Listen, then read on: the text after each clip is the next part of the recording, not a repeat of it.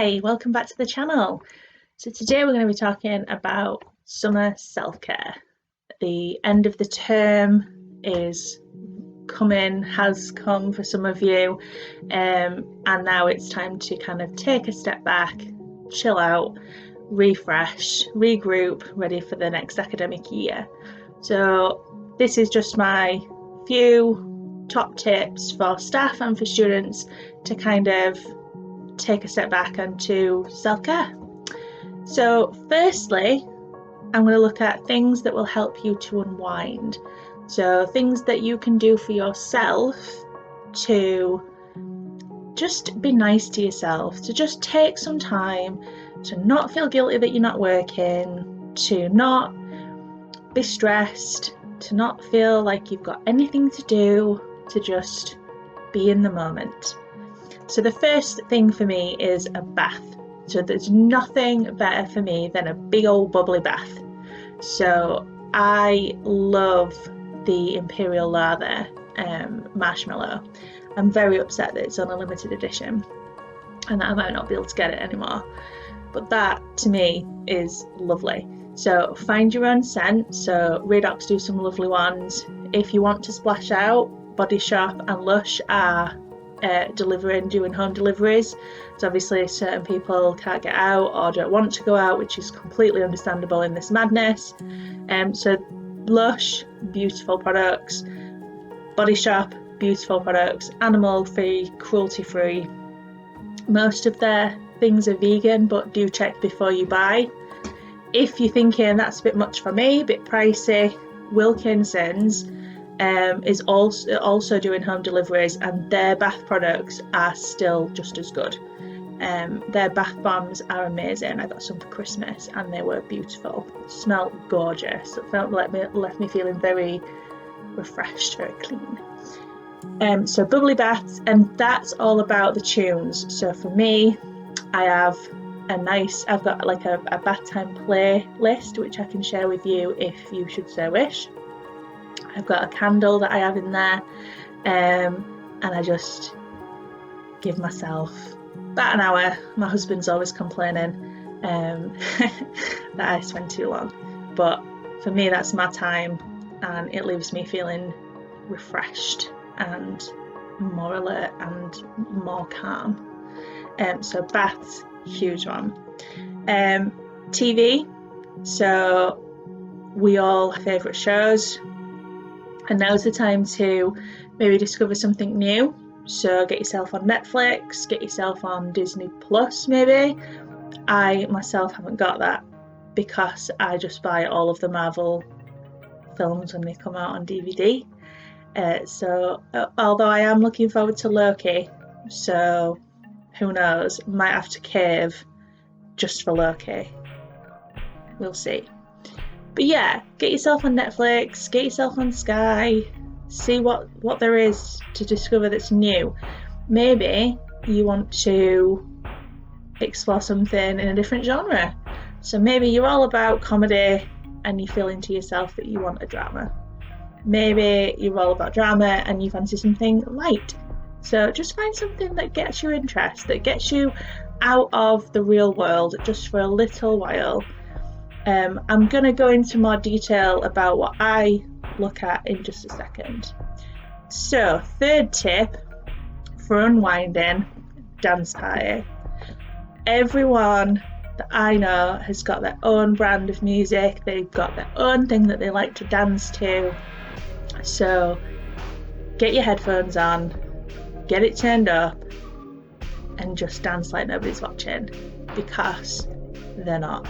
Although, if you're anything like me and my mum, well, when I could see my mum, because I hadn't seen her for ages because of COVID, but we used to dance around in our kitchen, and like if one of us was dancing, it would probably encourage the other one to dance, and so like then it'd end up with my brothers being all involved, and it was just, we'd end up with like a whole family. Like Green Day was our songs of choice. We'd never beat a bit of Green Day. What I would say is, if you are interested in any music that I personally like, check out my playlists on this channel. I can. And if you've got any recommendations, please pop them in the comment box and I will add them so that we can all party together to different songs that we like. So yeah, cannot stress enough how much a dance party can just, even if it's part of your workday. So I know, like for me, I'm obviously I'm a teacher, and I know that people who are in my profession are still working. So just because it is coming up to summer doesn't mean that our work stops. So take breaks to do this so that when you come back to that work, A, you feel a lot more refreshed, and B, you feel more positive, because then you'll find that your work is a lot more productive, or at least in my experience it is. So dance parties. Fourth tip, and this will not come as a shock if you are paying attention to what is behind me, but I am going to say books. So reading for me is everything. I love books. I love to write, I love to read, I love to see books made into movies so that I can go, oh, the books are so much better, which really winds my husband up, but there you go. And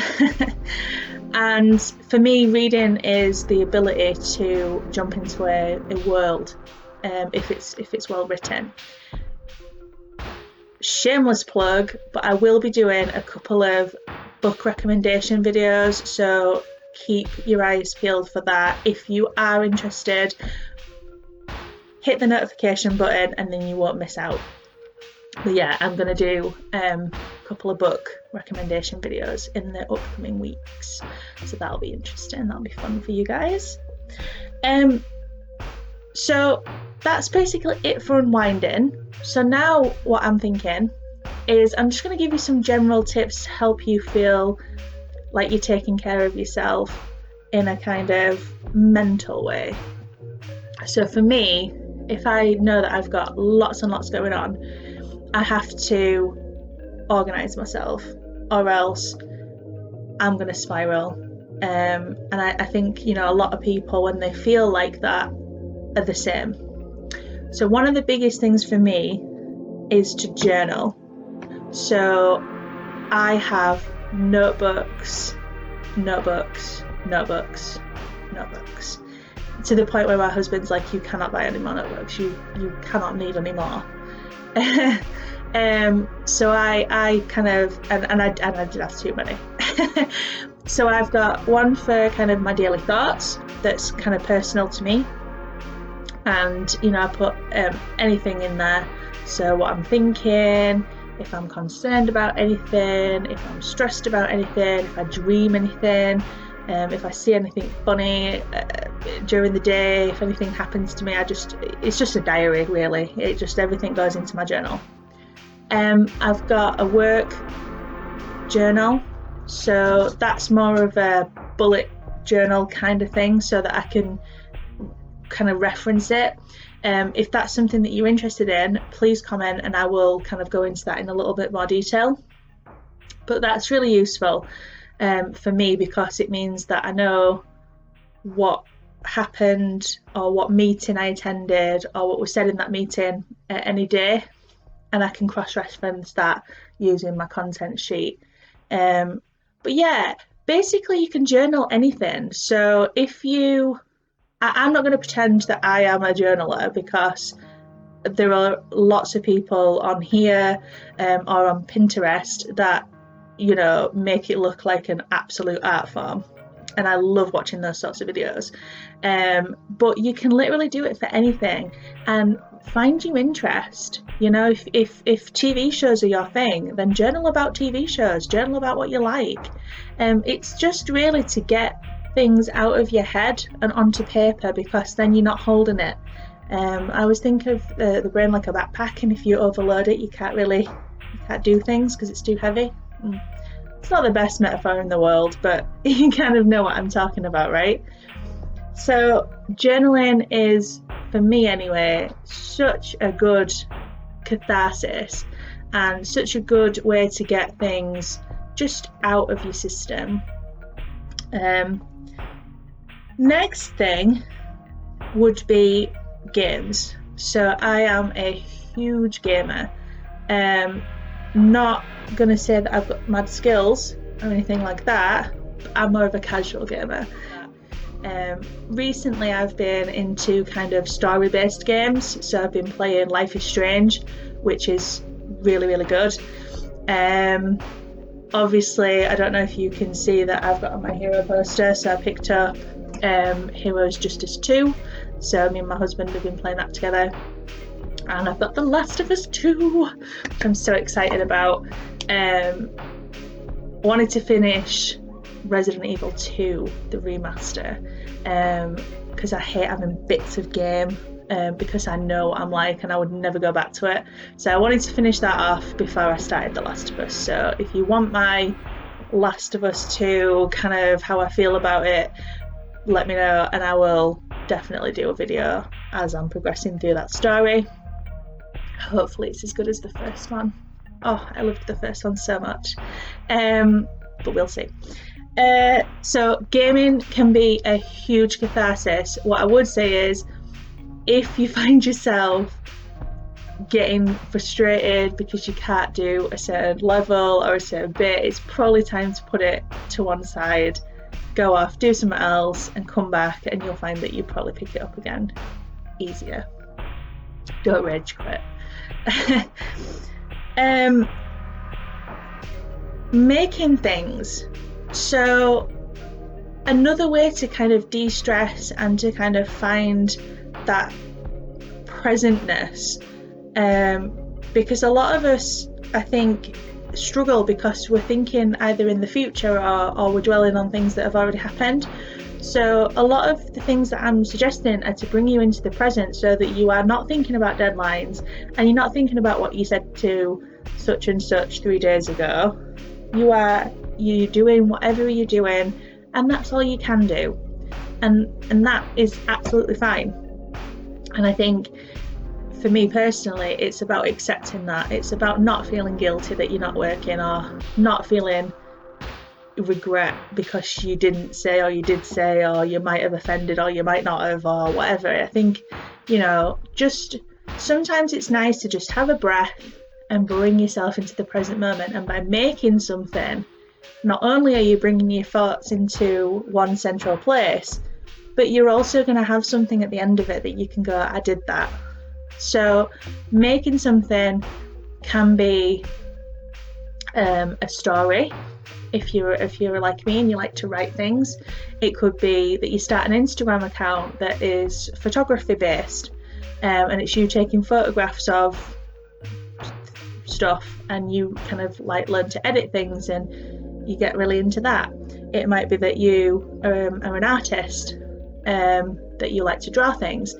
It might be that you make something foodie, like buns or bread or cakes or, I don't know, cookies, something delicious. But even if it doesn't work out, or it's not as perfect as you thought, or it's not how you had it in your head, you did that thing. You put your effort and your energy into something positive, and you created something that you can then be proud of and share. And remember that everything starts with that first step. So it might not be the best photograph. Look at this will not be the best video on YouTube, but it's a start, and you can progress and you can develop and you can get better.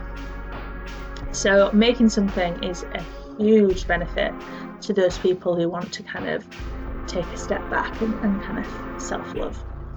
I want to go into TV and movies. So for me, I try and schedule a movie night once every couple of weeks, where I turn my phone off, or I put it on silent, put it away from myself. My husband does the same, and we pick a film that we both want to watch, and we make some popcorn, probably have a takeaway as well, and we just sit and we just watch the movie, and we talk about the movie, because you can when you're in your own house. Or you have to pause it and chat about it and then play it again. So don't just have it on in the background, is what I'm saying. You know, make a conscious effort to think, no, do you know what? For these 90 minutes, I'm watching this film because it's a film that I've always wanted to see, or I love this film, and I want to basically say the lines along with the people who are in the film, which I can do for a scary amount of films, actually. Yeah, maybe I need to reassess my life goals a little bit, but it is what it is. And the same for television. So I have been going back to my classic TV shows because I love them, and it's I don't know, like, maybe it's just me, and maybe it is just me, but how cool is it to rewatch something and know what's going to happen, and then be like, oh well, that's why that happens, and oh, you can see the start of that happening, or whatever. So for my example is I've been rewatching Buffy the Vampire Slayer. So I know that E4 is showing it again now, but I've been watching it on Amazon Prime. I do have the DVDs as well, but it's too much effort, you know what I mean? When you can just stream it. So for me, I will always love Buffy. I'll go back to that show over and over and over because I just find it hilarious, and who doesn't want to be Buffy, basically. But yeah, I've been rewatching it with my husband, and he mocks me. He's really mean to me, actually, because I get really into it and I go, oh, and then that bit happens later on, and then in this series that happens, but you can see it starting here and blah blah blah, and he's like, you're such a nerd, but I am, so it's fine, it's fair. Gilmore Girls is another one of my favourites. I love Stars Hollow. If I could move to a fictional place, it would be Stars Hollow. A small part of me died when I found out that Stars Hollow wasn't actually a real place. I was absolutely gutted. For those of you who might watch Supernatural as well, they do reference the fact that Sam was in Gilmore Girls, and I did squeal, not gonna lie. But yeah, so what I'm saying is, don't just whack Netflix on and then be on your phone. Make the time to watch whatever it is that you've watched. Make the time to say to yourself, no, for this half an hour or an hour or however long your show is, this is all I'm doing. Maybe even set up, if you've got Netflix, there's an app that you can get for the Google Chrome, which is Netflix Party, so you can watch the same show with your friends while you're like not together, like remotely. So that might be an option. So if that is something that you're interested in, you're watching TV with your friends, you can still do that safely. Also, don't underestimate the physical taking care of yourself. So yeah, we've talked about dance parties and baths, but brushing your hair, brushing your teeth, eating something healthy, drinking water, which is a bad one for me, but making sure that every single day, even if it's just getting dressed, because how many of us have lived in pajamas? Yeah, so all of those things are all going into self-care as well, so don't underestimate those little wins, as well as undertaking a new hobby or anything like that. Making the time for self-care, making the time to feel calmer, to feel in control, to feel less stressed. So a big thing for me is planning. So because I don't ever, apart from when I've booked time off, I'm always at work, and even though I'm at home, I'm still working. So I have to be really careful with my time management, because it's so easy to say, right, I'm going to start work at 8 o'clock and I'm not going to finish until 10 o'clock. because you're constantly at the office. So having a clear plan for me means that I schedule things in for myself. It means that I schedule in my lunch. It means that I schedule in, I don't know, my dance parties or whatever. And that means that my day is more productive. It means that I'm healthier. It means that I'm taking care of myself, as well as being productive for my students and my colleagues. So it's really important, especially for people who are potentially new to the industry. You can't do everything. You can't. You never ever will. And that's okay. So don't feel that just because you're an NQT, you've got something to prove, because you don't. Your opinion and your work is just as valid as someone who's been at that company or been in the industry for years and years and years.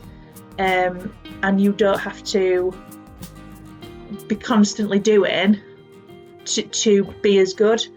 It's all in proportion. So the key thing in teaching is the students. So are you looking after your students? Do they have contact with you? Do they know what they're doing? Do they know what what your expectations are of them? Are you planning for next year? And if you're doing all of those things, then why can't you take some time for yourself? It is really, really important, especially with the madness of the world right now, that teachers especially, and I can only speak for teachers because I'm, if I spoke for anyone else, it wouldn't be fair. But that we are refreshed and we do take that time, because September is going to be new. It's going to be probably very, very different for a lot of us. And change can be exciting, it can be amazing, it can be positive, but it can also be really frightening, and it can be really uncertain. And if we're absolutely knackered because we haven't stopped all summer, then we're not going to meet that challenge, we're not going to meet that change in the right frame of mind. So a plan and a routine and focusing on your time management is absolutely key in keeping yourself safe and keeping yourself sane. So hopefully you have taken something from that. Hopefully you have, I know I haven't reinvented the wheel with this, but I think it's very important that we do take some time. So on that note, stay safe, drink coffee.